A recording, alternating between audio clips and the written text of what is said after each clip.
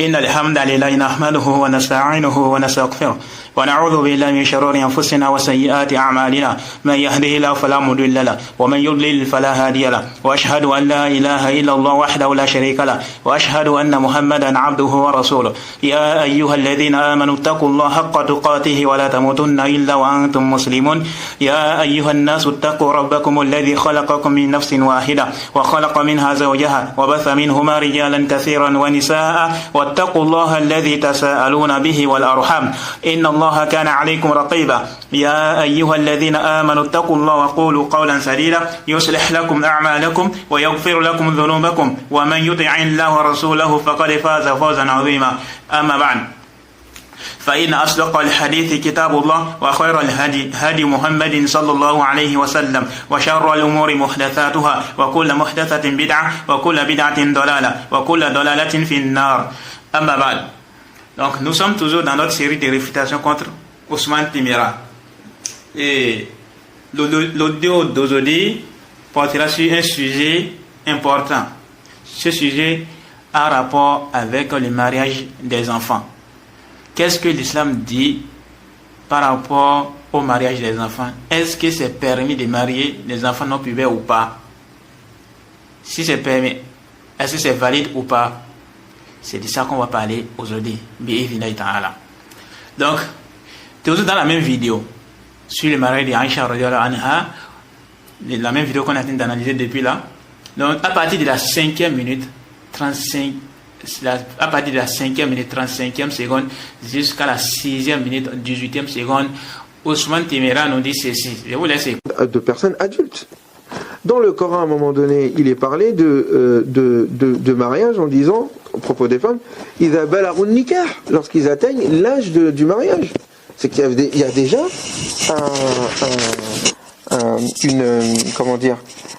une période, un âge où on considère que cette personne peut se marier. En deçà, on peut pas se marier. C'est pour ça qu'il y a d'ailleurs un certain nombre de savants qui ont interdit le mariage des enfants. Déjà à l'époque, au IIIe siècle, en disant que un enfant qui est en deçà de l'âge du mariage, eh bien après l'âge du mariage, ça va dépendre d'une époque à une autre et d'un endroit à un autre, très bien. Mais il y a quand même un minimum qu'il faut atteindre, sinon on ne se marie pas. Donc voilà. Je demande à Ousmane Timéra qui sont ces savants-là qui ont interdit le mariage des enfants. Ensuite, quel est cet âge auquel il faut se marier? Est-ce que dans les versions on a dit tel âge, à l'âge de 18 ans ou maintenant de 20 ans? Ça n'a pas été précisé. Maintenant, quel est cet âge-là? Est-ce que c'est 18 ans? Si tu dis oui, je te réponds que c'est faux. Tu mens. L'âge du mariage est plutôt la puberté et non 18 ans. Alors qu'on peut être pubère avant même 18 ans. Et ça, c'est quelque chose qui n'est même pas à démontrer. Il y a plein de sœurs qui sont devenues pubères avant même l'âge de 18 ans. Il y en a plein. Énormément. Des centaines. On ne peut même pas compter. Plein de sœurs sont devenues pubères avant, même des années même avant 18 ans. Certains c'est à l'âge de 11 ans, d'autres c'est à l'âge de 10 ans, d'autres c'est à l'âge de 12 ans, d'autres c'est à l'âge de 15 ans, d'autres c'est à l'âge de 14 ans, d'autres c'est à l'âge de 16 ans, d'autres c'est à l'âge de 17 ans. Et c'est pourquoi on dit quoi? La puberté, ça diffère d'une femme à une autre. Sauf que les savants divergent. Est-ce que quand quelqu'un va atteindre 18 ans, c'est quoi? Est-ce que c'est à l'âge de 18 ans, est-ce que c'est possible que quelqu'un ne soit pas pubère? Ça y a une divergence entre là. Mais là, on ne veut même pas rentrer là-bas. On ne veut même pas rentrer là. On va plutôt prendre les cas de quoi? De certaines soeurs qui, à l'âge de 10 ans, ou bien 11 ans, ou bien 15 ans, ou bien 16 ans, ou bien 14 ans, qui sont pubères. À cause de quoi? La sortie des menstrues. Parce que ça, il n'y a pas de différence sur ça. Lorsque la femme voit ses menstrues, quand la sœur est devenue pubère, même si elle a 10 ans, on avait vu quoi? La parole d'Ibn Uthaymin au début. Où il a dit quoi? Le jugement, c'est par rapport à la quoi? À la sortie des menstrues, et non pas par rapport à l'âge. C'est par rapport aux menstrues. Donc quand la femme voit ses menstrues, quand elle est devenue pubère, donc les obligations sont sur elle. Maintenant, si à l'âge de 11 ans, elle a vu ses menstrues, et elle craint de tomber dans la zina à l'âge de 12 ans, on va dire que non, tu ne dois pas te marier parce que tu n'as pas l'âge de 18 ans. Qui dit ça? Donc même le verset que tu prends là, pour dire qu'Allah dit que lorsqu'elles atteignent l'âge de puberté, elle a de quoi de se marier. Ok, quel est cet âge-là? C'est la puberté. C'est la puberté. Donc si elles ont atteint l'âge de la puberté, alors elles sont déjà quoi? Alors, elles rentrent dans quoi? Elles rentrent dans le verset. Maintenant, avant l'âge de la puberté, qu'en est-il? C'est ça qu'on va maintenant développer ici, Inch'Allah. Donc c'est par rapport à la puberté, c'est pas par rapport à quoi? 18 ans. C'est pas par rapport à 18 ans, c'est par rapport à la puberté. Maintenant, si une fille maintenant de 12 ans, elle a quoi? Elle est pubère. On va dire que non, tu ne rentres pas dans le verset, tu n'es pas apte à te marier. Qui dit ça? Et voilà qu'elle est tout le temps éprouvée, elle craint de tomber dans le zina. On va dire que non, tu ne peux pas te marier, tu n'as pas 18 ans. Qui dit ça? Sauf Ousmane Timéra et c'est semblable. Donc, comment on appelle? Donc, on revient maintenant au sujet. On a dit, c'est par rapport à la puberté et non par rapport à 18 ans. Parce que dans la vidéo, là, il essaie de montrer coûte que Aïcha Radhiyallahu s'est mariée à l'âge de 18 ans. Et c'est ça. Et toutes les bandes là, c'est comme ça. Elles cherchent coûte à démontrer que quoi? Aïcha, ils cherchent et tous là à démontrer que Aïcha Radhiyallahu s'est mariée à l'âge de 18 ans. Les Basrafil et tous. Certains même disent que 20 ans, d'autres 25 ans, d'autres. Alors que Aïcha elle-même, Radhiyallahu anha, nous dit quoi? Qu'elle sait quoi? C'est à l'âge de 6 ans, on l'a mariée, et à l'âge de 9 ans, elle a consommé le mariage, et elle avait 18 ans lorsque le prophète sallallahu alayhi wa sallam est mort. Mais eux là, ils ont dit non, c'est plutôt quand elle avait 18 ans qu'ils ont fait le mariage. On va réfléchir toutes ces faussetés là. Donc, je demande à Ousmane Timéra, dans quel livre de jurisprudence il a vu que c'est en passant par les différents mazahib, Abu Hanifa, Ahmed, Shafi, Malik, en passant par les différents mazahib là, dans quel livre là ils ont dit que pour se marier là, il faut d'abord atteindre l'âge de 18 ans. C'est où? Qui parmi les 110 ans? Ou bien c'est plutôt une invention de Ousmane Timéra, c'est semblable. On va ça. Ensuite, quel est le jugement du mariage de la fille qui n'a pas encore l'âge de la puberté? Une fille, par exemple, une fille de 5 ans ou une fille de 6 ans qui n'a pas encore atteint l'âge de la puberté. Est-ce que c'est permis de se marier ou est-ce que l'islam permet à ce qu'elle se marie ou pas? Et on a déjà vu qu'en islam, ce qui est pris en considération, c'est la puberté et non 18 ans. Donc si une fille est pubère, même si elle a 10 ans, elle est concernée par les obligations des interdits. Donc on ne va pas dire non, tu n'es pas concerné par les obligations parce que ou bien par les interdits parce que tu n'es pas encore atteint l'âge de 18 ans. Il faut faire très attention par rapport à ça. Et malheureusement, c'est ça que les Ousmane Timéra veulent véhiculer comme message. Parce qu'ils sont influencés par l'idéologie des gens de l'Europe, des mécréants. Donc ils veulent coûte que coûte faire infiltrer ça dans la religion. Mais ça ne peut pas. C'est pas possible. Parce qu'il y a tous les gens qui sont tous là. Pourquoi? Pour défendre la religion d'Allah subhanahu wa ta'ala. Il dit, certains savants au 3e siècle qui sont interdits malades. Qui sont ces savants-là? Qui sont ces savants qui sont là? Au contraire même. Plutôt, c'est le contraire. Les savants plein de savants ont évoqué le consensus sur la permission et la validité du mariage de la fille, quoi. De la fille non, la fille non pubère. Donc la petite fille. Plein de savants ont évoqué le consensus. Sauf, certains rappellent que c'est Ibn Shubruma qui est venu contredire. Donc en dehors d'Ibn Shubruma, on ne connaît personne qui est quoi, qui a dit que c'est pas permis. Tous les savants. Mais on dit, donc là, on parle de consensus. Laissons même d'abord à faire des consensus là. Déjà même, il y a les preuves dans le Coran qui montrent quoi, la permission de quoi, du mariage des gens. Ensuite, la sunna du prophète sallallahu. Ensuite, la pratique à l'époque du prophète sallallahu. Ensuite, la pratique à l'époque du prophète sallallahu alayhi wa sallam. Étant donné que Ousmane Timéra souvent il rejette plein de hadiths, quand ça ne cadre pas avec ça, il dit que non, le Coran est au-dessus de tout. Le Coran est au-dessus de tout. Quand ça vient contredire le Coran, il faut rejeter. Déjà, mais quand ça vient contredire, ça vient contredire chez qui? Chez toi ou bien chez tout le monde? Quand il dit ça contredire, ta raison c'est ma raison.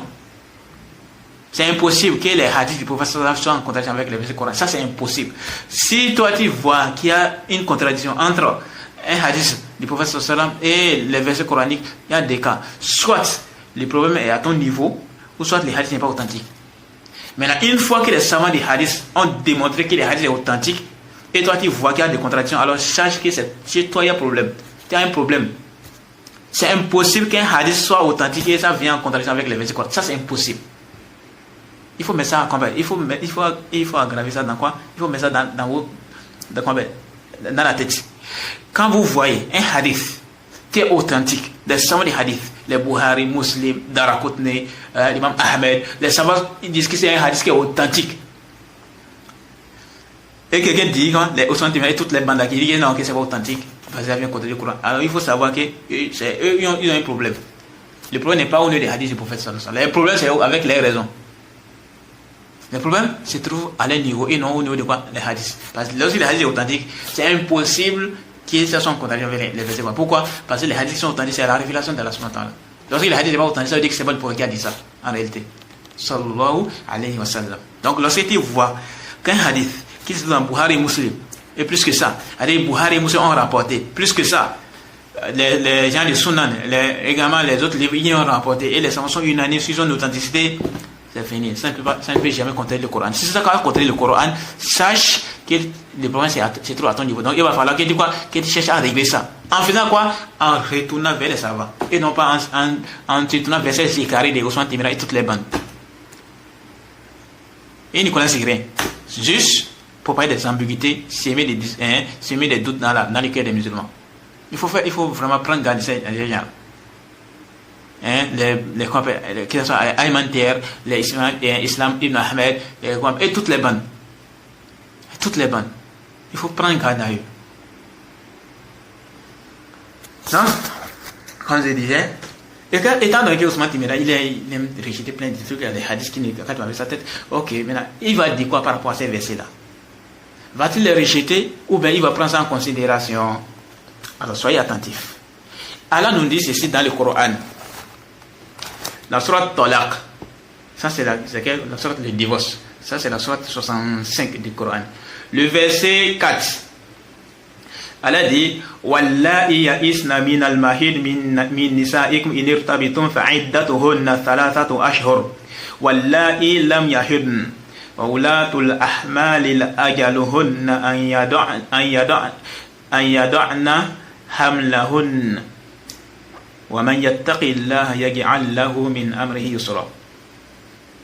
Selon la tradition sans se rapprocher, Allah dit, si vous avez des doutes à propos de la période d'attente de vos femmes qui n'espèrent plus avoir des règles, leur délai est de 3 mois. De même pour celles qui n'ont pas encore des règles. Et quant à celles qui sont enceintes, leur période d'attente se terminera à leur accouchement. Soyez attentifs.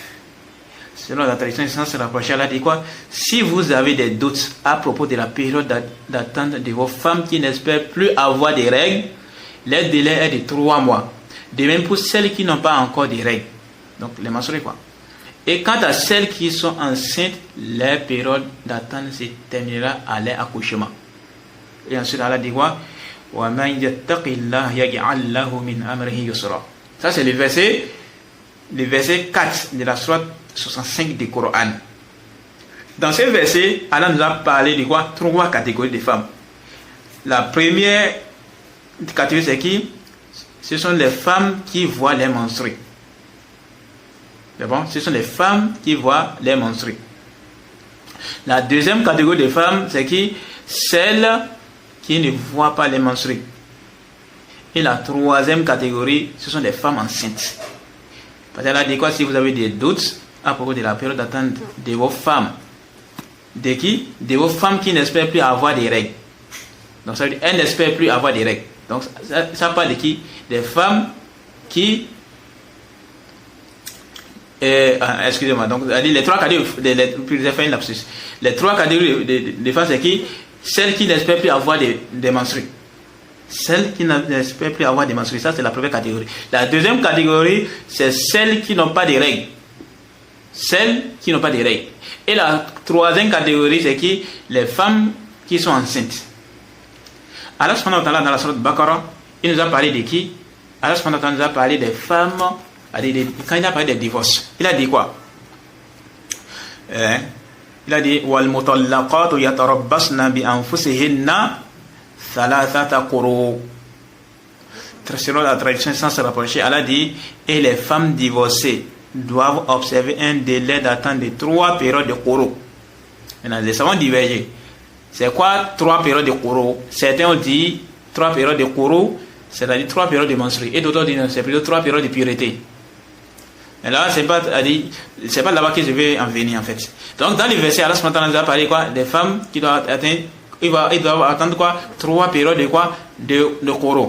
Ça c'est le verset 228 de la sourate Baqarah.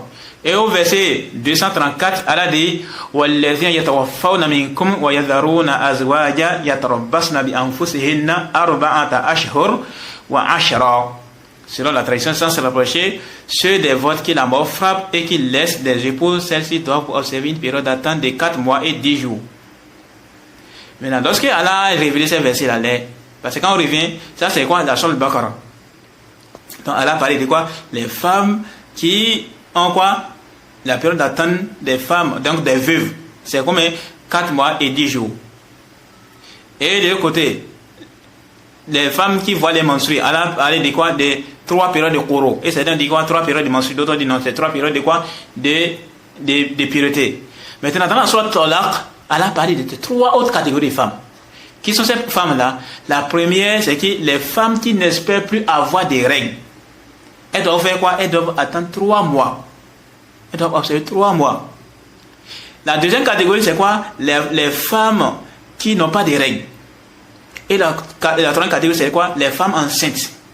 Et les périodes de quoi? De vie, ça termine à l'accouchement. Maintenant, c'est où c'est toujours l'aspect argumentatif. L'aspect argumentatif, quand elles ne sont pas à faire des périodes de vividité, pour parler de période de vividité, il faut se marier d'abord, non? Si tu ne te maries pas, est-ce qu'on va te parler de période de vividité? Voilà une soeur qui ne s'est jamais mariée. On va dire qu'elle va observer une période de vividité par rapport à quoi? Donc il faut d'abord se marier pour parler de période de vividité. Soit on t'a divorcé, ou bien ton mari est mort. Ou bien, si quelqu'un ne s'est jamais marié, comment on va parler de quoi? Des périodes de vividité. Donc il va falloir qu'on se marie d'abord pour parler de périodes de vividité. Donc ça veut dire quoi? Les 3 catégories de femmes qui ont été évoquées dans la sourate Talaq, c'est des femmes qui sont mariées. Parce que si elles ne sont pas mariées, comment on va parler de période de vividité? Période d'attente. Elles doivent attendre 3 mois pour faire quoi? Étant donné qu'elles ne sont pas mariées. Donc il va falloir qu'elles se marient d'abord. Et donc quoi? Ça veut dire quoi? La première catégorie des femmes qui n'espèrent plus avoir des règles, elles sont mariées. Mais jusqu'à qu'elles n'espèrent plus avoir de quoi? Des règles, comme par exemple les femmes qui sont à la ménopause. Elles n'espèrent plus avoir de quoi? Des règles. Maintenant, ça, elles sont mariées. Donc elles doivent observer quoi? 3 mois. Si elles n'espèrent plus avoir de quoi? Des règles. La deuxième catégorie, c'est que les gens qui ne voient pas les règles. Donc ça veut dire quoi? Elles sont mariées. Maintenant, elles doivent observer également combien de périodes d'attente? 3 mois. Et la troisième catégorie de femmes, c'est les femmes qui sont enceintes. Elles doivent observer combien de périodes d'attente? À leur accouchement. À leur accouchement. Ok. Dans les tafsirs, bon, avant même de parler de tafsir, c'est mieux qu'on évoque c'est quoi les sabab nuzul. Donc c'est quoi la cause de la révélation de ces versets. Alors lorsqu'on revient à la cause de la révélation, on dit quoi? On nous a dit que lorsque Allah a révélé les versets, lorsque Allah il a révélé les versets, certains compagnons ont les versets de la sorte là. Certains compagnons, ils ont dit quoi? Il y a un compagnon qui a dit quoi? Lorsque Allah a révélé la période de vividité, se trouvant dans la sorte de Baqarah, les gens ont dit, il reste la période de vividité d'autres femmes qui n'ont pas été mentionnées dans le Coran. Et ce sont des enfants. Les grandes femmes qui n'ont plus de menstrues et les femmes enceintes. Alors Allah a fait descendre ces versets. Les versets, quand il a sorti Talaq. Donc ça veut dire quoi? Ça veut dire les mariages des enfants, c'était quelque chose qui était connu à l'époque du prophète sallallahu alayhi wa sallam. Les mariages des enfants, c'était quelque chose qui est connu. Si ce n'était pas connu, pour quelles raisons ils vont poser des questions par rapport à ça? Allah a révélé la période d'attente des femmes qui se trouve dans la sourate Baqarah. Maintenant, il reste les femmes qui n'espèrent plus avoir des règles, les enfants et les femmes enceintes. Ça n'a pas été révélé. Maintenant, les compagnons ont posé des questions au prophète sallallahu alayhi wa sallam. Et il reste qui? Il reste les femmes qui n'ont quoi? Qui n'espèrent plus avoir des règles, et les enfants et les femmes enceintes. Et c'est là maintenant Allah a fait descendre le verset là, de la sourate 4, le verset de la sourate Talaq, le verset 4 de la sourate Talaq. Donc ça veut dire quoi? Ça veut dire que c'était une pratique qui était connue. Et de ça vient annuler cette philosophie de Ousmane Timéra. Va-t-il prendre ces versets ou bien il va rejeter, comme à son habitude, ou bien il va falsifier les leçons des versets? C'est-à-dire que le verset est clair. Ça fait même partie de l'une des plus grandes preuves qui montre quoi? Qu'il est permis de marier les enfants qui ne sont pas encore pubères. Le verset ne réprimande pas. Si c'était réprimandé, Allah les réprimande, Allah les interdit. C'est où c'est interdit? Au contraire, mais des preuves, mais ils sont plein de preuves. Dans les tafsirs,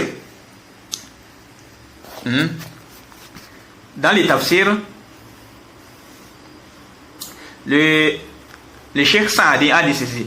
Lorsque Allah a dit, dans les tafsirs de ces versets, le verset 4 de la sourate Talaq là, de la sourate 65 du Coran, le Cheikh Saadi a dit ceci.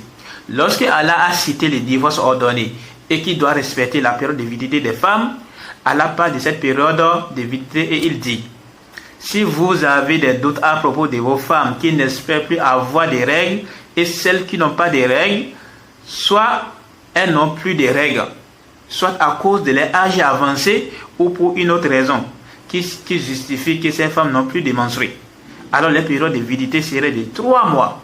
Ça, c'est la première catégorie des femmes là. Allah a donc compensé chaque menstruée par 1 mois, étant donné qu'elles ne voient pas les menstrues. Donc on les a dit quoi? Donc, alors ils vont faire quoi? Ils vont observer une période de combien? De 3 mois comme période de vitalité. Ces femmes-là qui ne voient plus les menstrues. Ça, c'est la première catégorie de quoi? Ça, c'est la première catégorie des femmes. La deuxième catégorie, le Cheikh Sandi dit: de même pour celles qui n'ont pas encore de règles, c'est-à-dire celles qui sont petites, de sorte qu'elles n'ont jamais eu de menstrues. De sorte qu'elles n'ont jamais eu de menstrues. Allahu Akbar.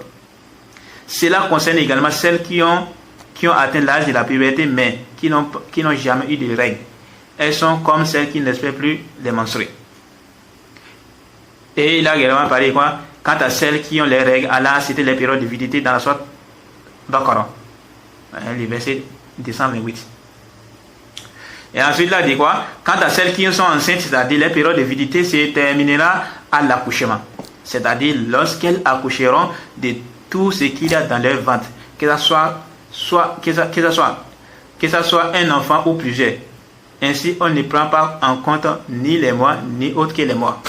C'est-à-dire par rapport à la femme qui est enceinte. C'est à l'accouchement que sa période de vitalité termine. La femme enceinte. Et quand vous revenez dans les tafsirs là, on dit quoi? Regardez, les femmes qui n'ont pas de règles là, on dit quoi? Ce sont des enfants. Plein de savants évoqué ça dans les tafsirs. Ibn Kathir et autres là. Et l'imam Bagawi et autres là. Ils ont évoqué ça dans les tafsirs. Donc, quelle a dit ceux qui sont la deuxième catégorie des femmes qui ont été évoquées dans la sourate Talaq là, la deuxième catégorie des femmes là, parmi les femmes qui doivent observer les périodes de vitalité, qui sont ces femmes là? Ce sont des petites. Ce sont des petites filles. Alors, Ousmane Timéra, va-t-il rejeter ces preuves ou bien tu vas prendre ça en considération? Ça, c'est une preuve qui montre quoi? Qu'il est permis de marier les femmes, les petites filles. Si c'était interdit, Allah allait blâmer ça. Allah allait dit non, il n'avait pas fait cela. Et la cause de la révélation de ces versets, ça l'a aidé. Ça nous aide. Pourquoi? Parce que si les compagnons, ils ont dit au prophète, il reste les petites filles, les femmes, les grandes femmes qui n'espèrent plus des menstrues et les filles qui accouchent. Allah allait révéler quoi? Si c'était interdit, Allah allait révéler quoi? Non. Pour les petites filles là, c'est pas permis de les marier. Il n'est pas permis de les marier. Donc il va falloir que vous arrêtez de les marier. Mais malheureusement, ce n'est pas le cas Ousmane Timéra. Malheureusement, ce n'est pas le cas pour toi. Au contraire, Allah a prouvé ça.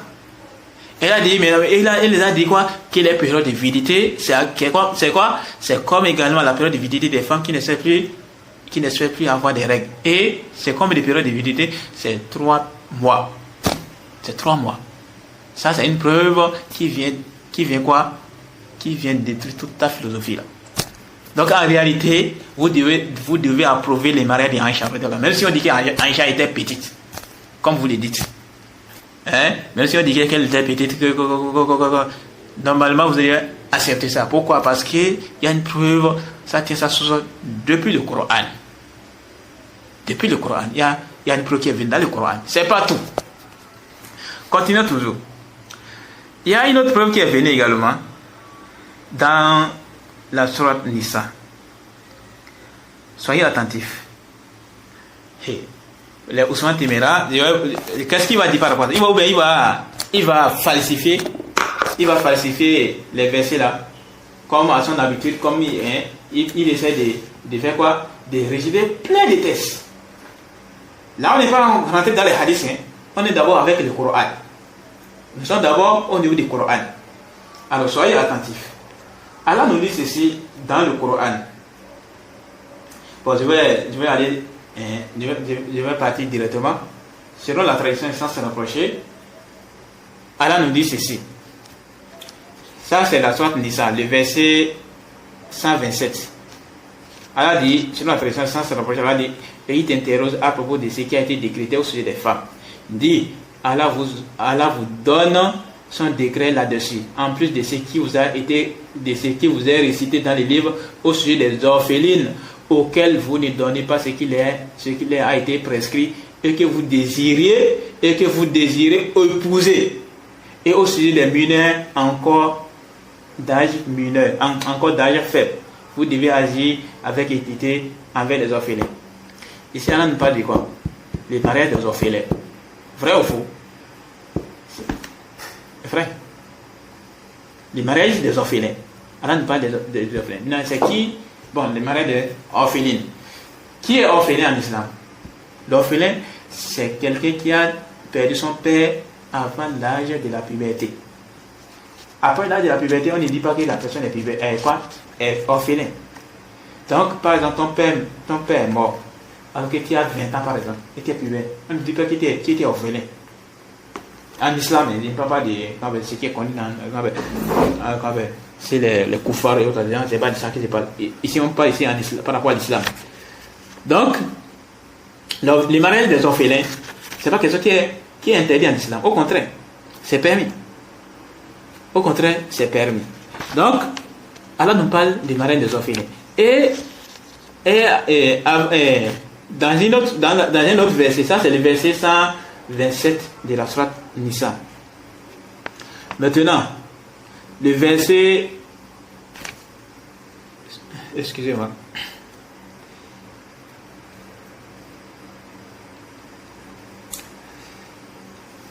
Allah dit au niveau du verset, le verset 3 de la sourate Nisa, il a dit wa in khiftum alla tuqsitu fil yatama. Soyez attentifs. Allah dit wa in khiftum alla tuqsitu fil yatama fankihu ma taba lakum minan nisa'i mathna wa thulatha wa ruba'. Allah dit quoi? Soyez attentifs. Selon la tradition sans se rapprocher, Allah dit, ça c'est le verset 3 de la sourate Nisa, la sourate 4, le verset 3. Allah dit, et si vous craignez, donc selon la tradition sans se rapprocher, et si vous craignez de ne pas être équitable en épousant les orphelines, alors écartez-vous-en et épousez à votre convenance 2, 3 ou 4 femmes parmi celles qui vous plaisent. Parmi celles qui vous plaisent. Là, ça veut dire quoi? Allah dit quoi? Et si vous craignez, soyez attentifs, hein. C'est où l'aspect argumentatif? Allah dit, et si vous craignez de ne pas être équitable en épousant les orphelines? Donc ça veut dire quoi? C'est quelque chose qui est permis. C'est quelque chose qui est permis. Si c'était interdit, Allah n'avait pas dit quoi si vous craignez d'être équitable. Maintenant, c'est quoi la cause de la révélation de ces versets? La cause de la révélation de ces versets, ça nous aide à comprendre. Et comme on a dit, le verset est quoi? Les versets. L'orpheline en islam, c'est qui? C'est celle qui a perdu ses deux parents. C'est celle qui a perdu ses deux. Oh, ben, pas dit, Astaghfirullah. C'est plutôt quoi? Celle qui a perdu son père. Celle qui a perdu son père avant l'âge de la puberté. Donc, une fille de combien? De 1 an, ou bien 2 ans, ou bien 3 ans, ou bien 4 ans. Et qui a perdu son père. On dit qu'elle est orpheline. Une fille de 11 ans qui a perdu son père. On dit, est-ce qu'elle est orpheline ou pas? On dit quoi? Est-ce qu'elle est pubère ou pas? Donc, elle veut savoir est-ce qu'elle est pubère ou pas. Si elle est pubère, elle n'est plus orpheline. Par contre, si elle n'est pas pubère, alors elle est orpheline. Là, on ça montre quoi? Ce qui est pris en considération, ce n'est pas problème d'âge, c'est problème de puberté. De l'autre côté également, donc ça veut dire quoi? Une fille de 11 ans qui est pubère, elle a perdu son père, elle est quoi? Elle n'est pas orpheline. Contrairement à une autre fille de 13 ans qui a quoi? Qui a perdu son père et qui n'est pas encore pubère. Là, elle est orpheline. Donc, on voit quoi? Ce qui est pris en considération, c'est la puberté. C'est pas problème de quoi? C'est pas problème d'âge.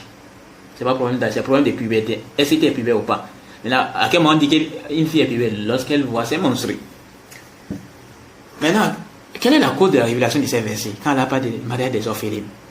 Alors, c'est venu dans Sahih Bukhari Muslim. Sahih Bukhari, hadith numéro 4573, Sahih Muslim, hadith numéro 3018. Aïcha nous a dit quoi? Il y avait une orpheline sous la garde d'un homme et il a épousé à cause des palmiers de dattes qu'elle possédait. Ainsi, les versets descendus concernant sa situation. Et dans une autre version, Aïcha dit, et bon, Urwa ibn Zubayr a questionné Aïcha sur le fils du verset et elle a répondu, oh mon neveu, il s'agit de l'orpheline qui vit avec son tuteur et partage sa propriété. Sa richesse et sa beauté lui plaisent. Il veut l'épouser sans lui donner sa dot qu'un autre donnerait.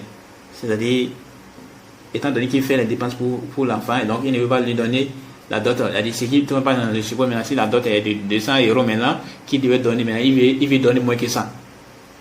Il veut donner moins que ça. Et donc, elle est passée. Ainsi, on a interdit à ce tuteur d'épouser de telles filles orphelines à moins qu'il ne les traite qu'avec justice. Donc pourquoi on les a interdits? Est-ce que c'est parce qu'elles sont orphelines on les a interdits? Non. C'est à cause de quoi? De l'injustice qui ne vont pas être équitables. C'est à cause de ça on les a interdits de marier ces orphelines-là. Par contre, s'ils vont être équitables, ça veut dire quoi? Que c'est permis pour eux de les marier. Donc elle dit quoi? Aïcha elle dit quoi? Ainsi on les a interdit on a interdit à ce tuteur d'épouser de telles filles orphelines à moins qu'ils ne les traitent qu'avec justice et ne leur donnent la dot qui convient. Sinon il leur était ordonné d'épouser une autre femme.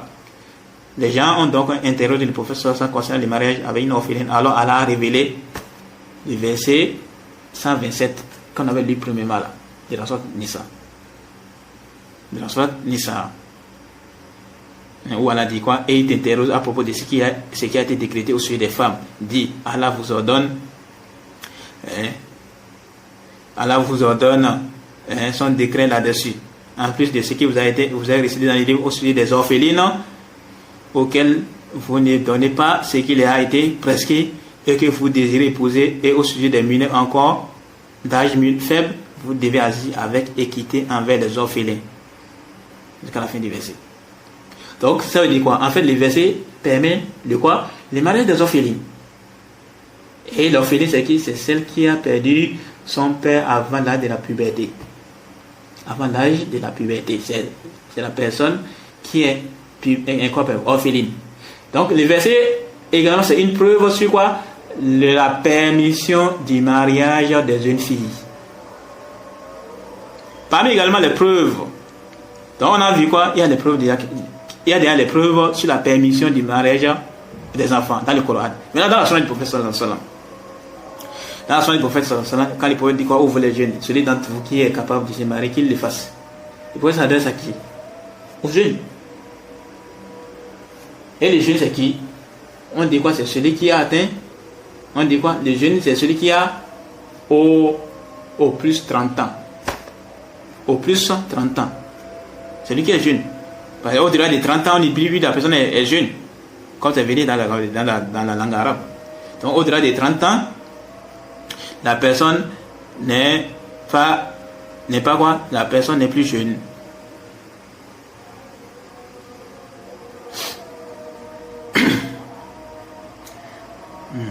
Excusez-moi.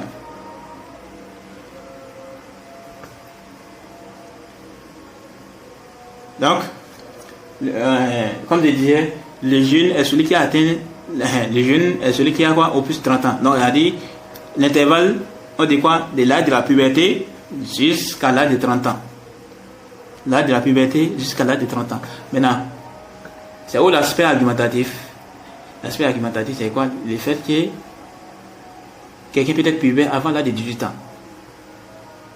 Et donc, s'il a par exemple 10 ans, il est pubère, il rentre dans les hadiths. Il ne concerné pas les hadiths. Il a 11 ans, il est pubère, il rentre dans les hadiths. Oh, vous les jeunes, il rentre dans les hadiths. Celui qui peut. Et donc, le prophète s'adresse à qui? Aux jeunes. Ça fait partie des preuves que certains ont évoquées pour sur quoi, la validité, pour la permission du mariage des jeunes. Maintenant, il y a d'autres preuves pour ne pas être long. Parce qu'on va citer plusieurs cas de figure. Quelques cas de figure.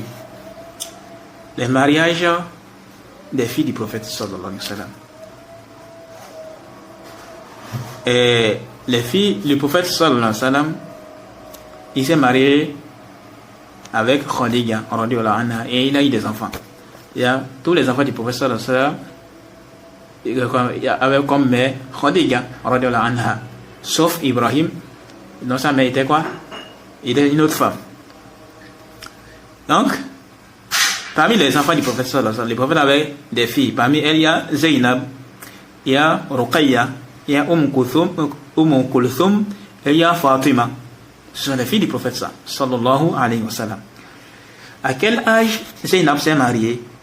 Et à quel âge Kulthum s'est mariée? À quel âge Ruqayya s'est mariée? Alors, revenons dans l'histoire. Le prophète sallallahu alayhi wa sallam a reçu la révélation à quel âge? À l'âge de 40 ans. Le prophète sallallahu alayhi wa sallam s'est marié à quel âge? Lorsqu'il avait 25 ans. Lorsque le prophète sallallahu alayhi wa sallam avait 25 ans, il s'est marié avec Khadija radhiyallahu anha. Et à l'âge de 40 ans, il a reçu la révélation. Donc ça veut dire quoi? Entre son mariage et quoi? Et la prophétie, il y a combien d'années? Il y a environ 15 ans. Le prophète sallallahu alayhi wa sallam a eu des filles dont Kulthum, Ruqayya et Zainab avant la prophétie. Avant la prophétie. Suivez attentivement. Enfin, là, vous allez comprendre. Les Ousmane Timouna, ils aiment amener des détails. Non, Aïcha, non. Les mariés d'Aïcha, ils aiment amener des détails. On va voir avec les enfants du prophète sallallahu alayhi wa sallam. Zainab, Kulthum et Ruqayya, ils ont quoi? Ils ont été quoi? Elles sont nées avant la prophétie. Plus que ça, elles se sont mariées avant la prophétie. Donc ça veut dire quoi? Elles avaient moins de 15 ans avant la prophétie lorsqu'elles se sont mariées. Elles se sont mariées avant la prophétie. Et quand le prophète a proclamé qu'il était le prophète, donc c'est là qu'elles ont été divorcées. On va faire les calculs. Soyez attentifs. Zainab a été mariée à qui? Abul As ibn Rabi'a. Utba, le fils d'Abu Lahab, a marié Ruqayya. Et son frère, donc le frère de Utba, a marié Kulthum. Tout ça s'est passé à quel moment? Avant la prophétie. Et lorsque le prophète sallallahu alayhi wa sallam a proclamé la prophétie, elles ont été divorcées. Et comme vous avez dit, le prophète sallallahu alayhi wa sallam s'est marié à l'âge de 25 ans avec Khadija. Et il a reçu la prophétie à l'âge de 40 ans. Donc ça veut dire que entre le mariage d'Aïcha, entre le mariage du prophète sallallahu alayhi wa sallam et la prophétie, il a combien? Il a environ 15 ans. Ce qui veut dire toutes les filles du prophète sallallahu alayhi wa sallam avaient forcément moins de 15 ans. Elles avaient forcément moins de 15 ans.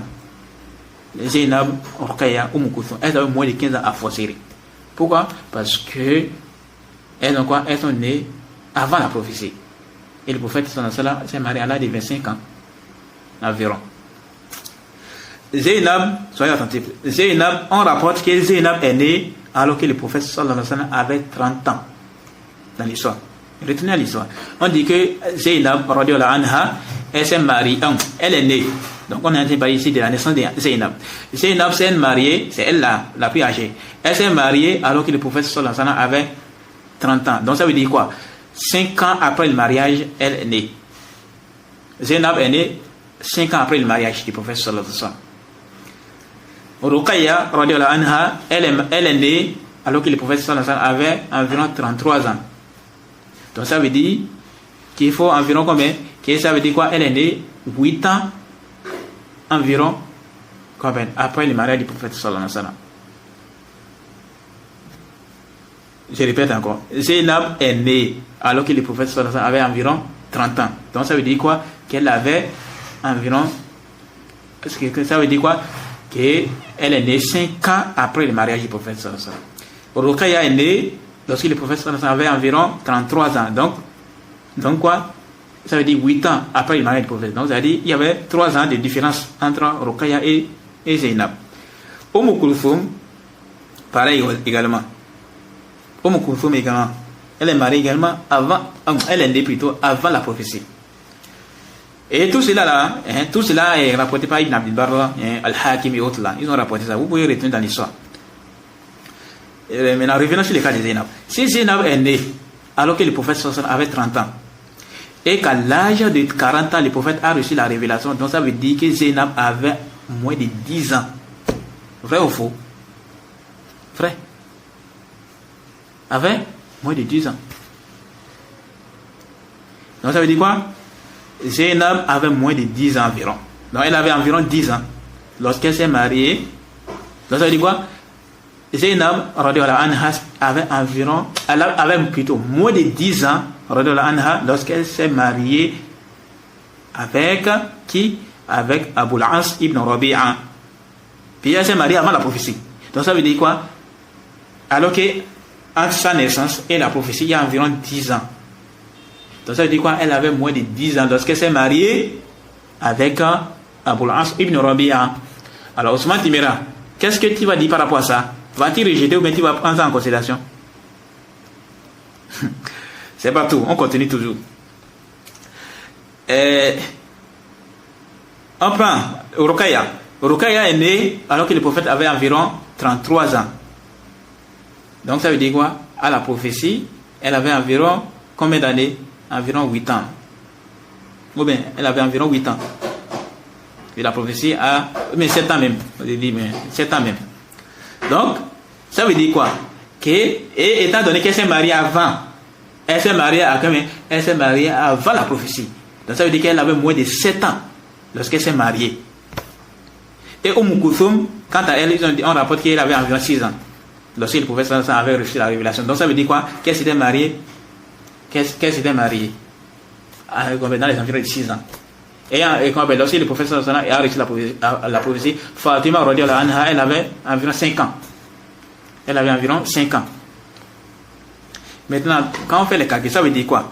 Zainab avait moins de 10 ans lorsqu'elle s'est mariée avant la prophétie. Ruqayya avait moins de 7 ans quant à elle. Et Kulthum radiyallahu anhum avait combien? Avait 6 ans quand elle s'était mariée.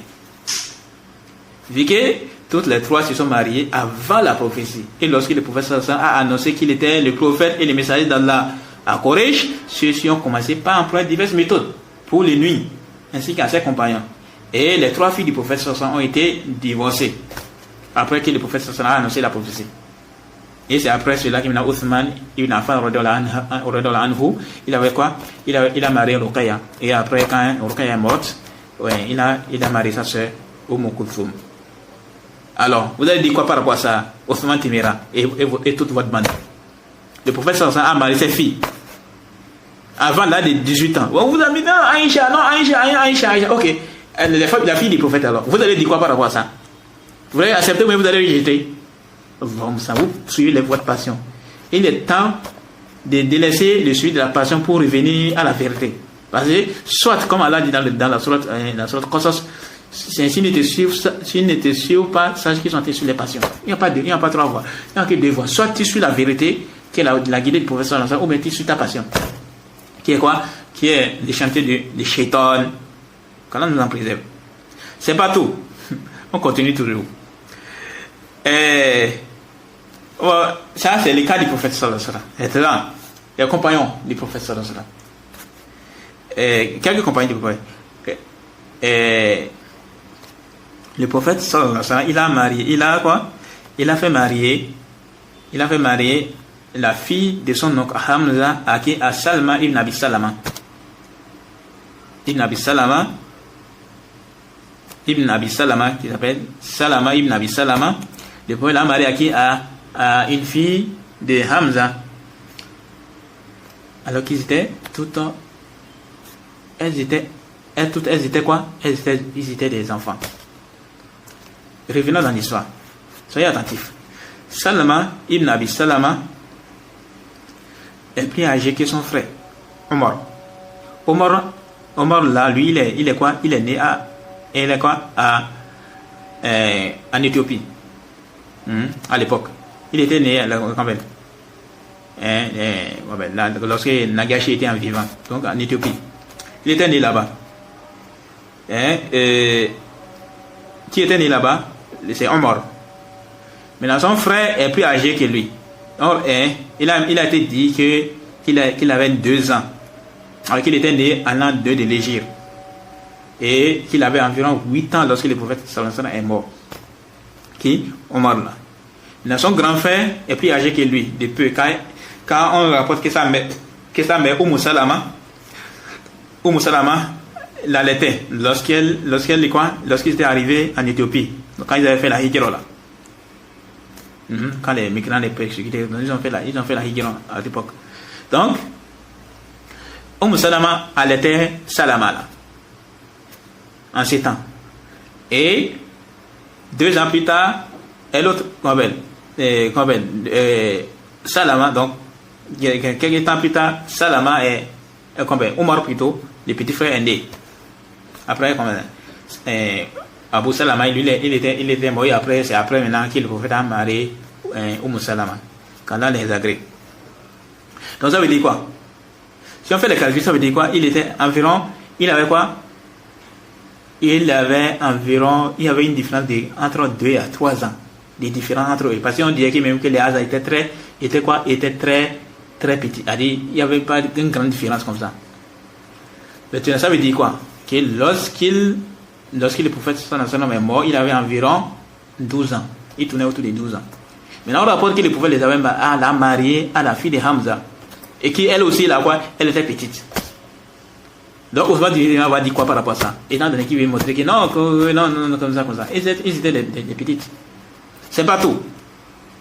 Abdurrahman ibn Auf, qui fait partie des 10 compagnons qui ont été promis au paradis, il a marié une fille qu'on appelle Sahala, le jour de la conquête de la Mecque.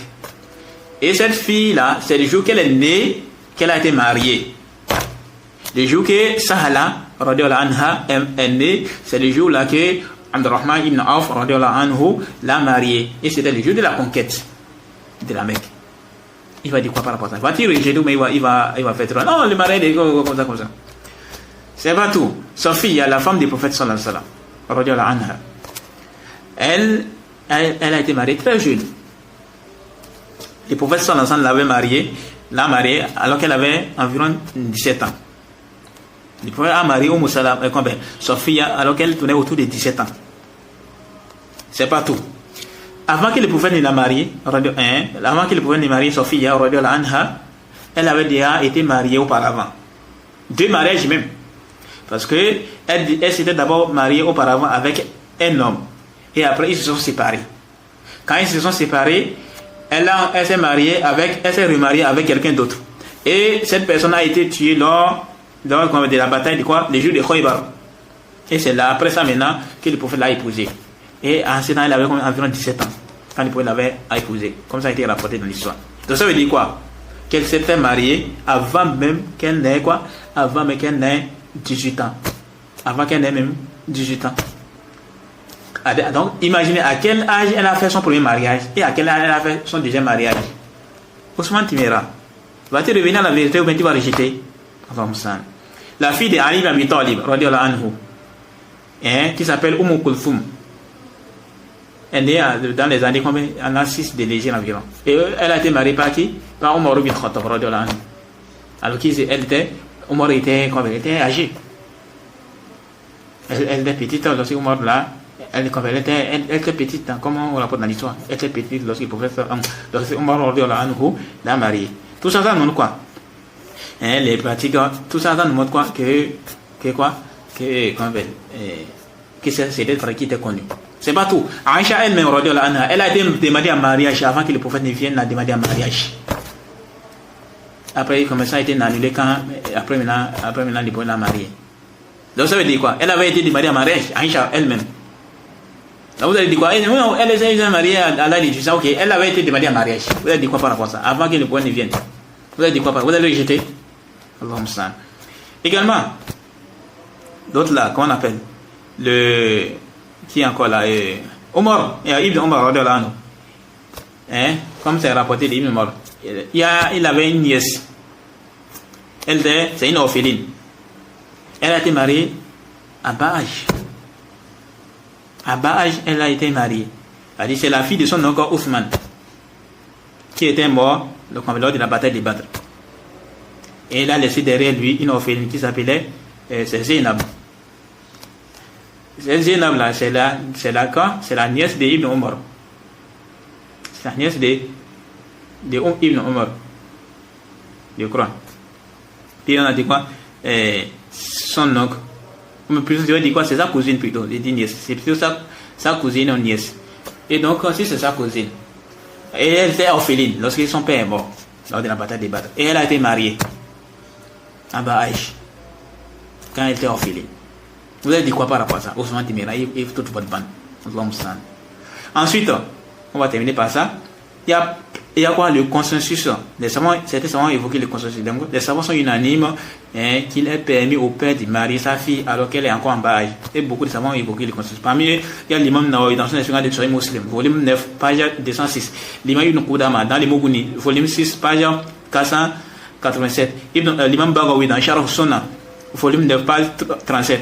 Ibn Battal, il évoque également le consensus, comme Ibn Hajar l'évoque dans Fath al-Bari, volume 9, à la page 124. Et plein de cela.